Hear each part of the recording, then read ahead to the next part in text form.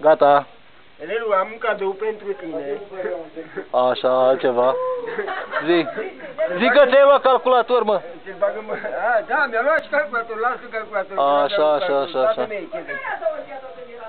Dai că mă filmează. Soția dumneavoastră care este? Acolo, în partea aia.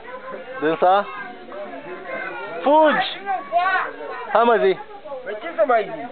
Zi, mă, am calculator. Am calculator Pentium 7. Da, m-am păcălit un pic la... La preț. Așa, și îmi pare rău, nespus de rău. Nu. Asta e, merge bine. E bine că e în casă. E perfect.